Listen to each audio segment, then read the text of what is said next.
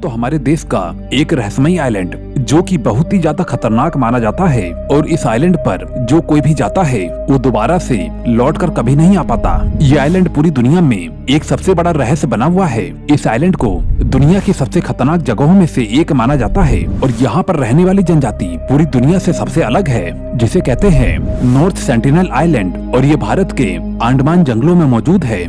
और यहाँ पर जो जनजाति रहती है उसे बाहर की दुनिया से कोई भी मतलब नहीं है और यहाँ पर रहने वाले लोग कभी भी किसी बाहर के लोगों से नहीं मिले और यहाँ पर रहने वाले लोगों को ये भी नहीं मालूम है कि भारत अभी से कई साल पहले आजाद हो चुका है और यहाँ पर रहने वाली जनजाति सिर्फ अपने ही लोगों के साथ रहती है। अगर यहाँ पर कोई भी बाहरी इंसान भूल से भी चला जाए तो ये जनजाति उनकी जान ले लेते हैं। यहाँ पर रहने वाली जनजाति दिखने में काफी ज्यादा भयानक और खतरनाक आदि मानव जैसे दिखाई देते हैं और यहाँ पर रहने वाले लोग केवल ही शिकार करके अपने पेट को भरते हैं। ये जनजाति शिकार करने के लिए पत्थरों और तीरों का उपयोग करती है। इनके द्वारा बनाए गए हथियार काफी ज्यादा भयानक और खतरनाक होते हैं। दोस्तों इन जनजाति के लोगों को कपड़े पहनना बिल्कुल भी पसंद नहीं है और ये लोग यहाँ पर नग्न अवस्था में ही रहते हैं और कुछ लोग तो अपने शरीर को ढकने के लिए पत्तों का इस्तेमाल करते हैं। इन्हें कपड़े पहने हुए लोगों पर बहुत ही ज्यादा गुस्सा आता है और ये उसके ऊपर अटैक कर देते हैं। दोस्तों इस जनजाति के लोग कभी भी बाहरी मनुष्य के लोगों के संपर्क में नहीं आए हैं और यहाँ पर किसी भी बीमारी का इलाज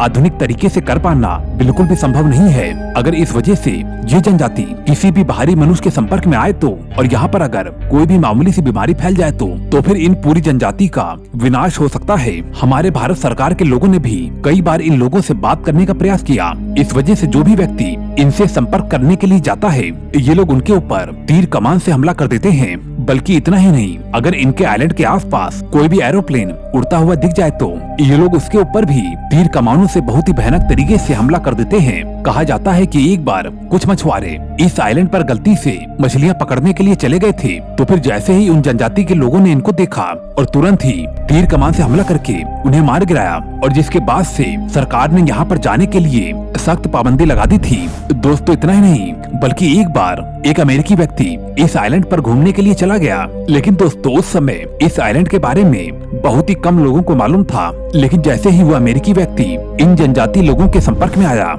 लेकिन तुरंत ही इन जनजाति लोगों ने उसे मारकर समुद्र के किनारे फेंक दिया। दोस्तों भारत के आजाद होने के बाद भारत ने कई प्रयास किए इस जनजाति से बात करने के लिए, लेकिन हर बार ये जनजाति उन लोगों के ऊपर तीर कमान से हमला कर देती है। इस वजह से भारत सरकार ने यहाँ पर जाने से कड़ी पाबंदी लगा दी है। लेकिन फिर भी सरकार के प्रयासों के बाद इन जनजाति से बात करने वाले सबसे पहले व्यक्ति टीएल पंडित थे और जिससे पता चल पाया कि इस जनजाति के लोग उज्जो नामक जाति की तरह अपना जीवन जीती है। और जिसके बाद टीएल पंडित उज्जो जाति के लोगों के पास गए, लेकिन उन जनजाति के लोगों को उनकी कोई भी बात समझ में नहीं आई और तभी उन्होंने उनके ऊपर हमला कर दिया।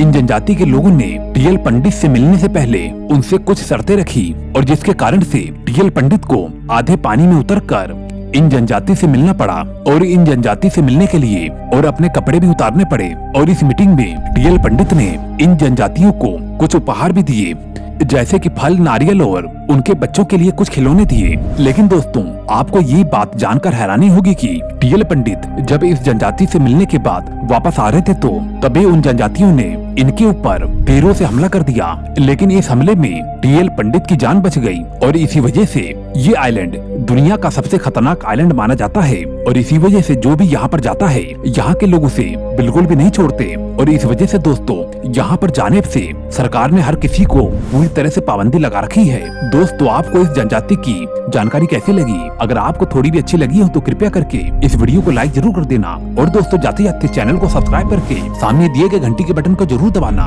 क्योंकि दोस्तों इस वीडियो को बनाने में काफी मेहनत लगी है। अब मैं मिलता हूँ ऐसी ही अगली वीडियो में। Okay bye.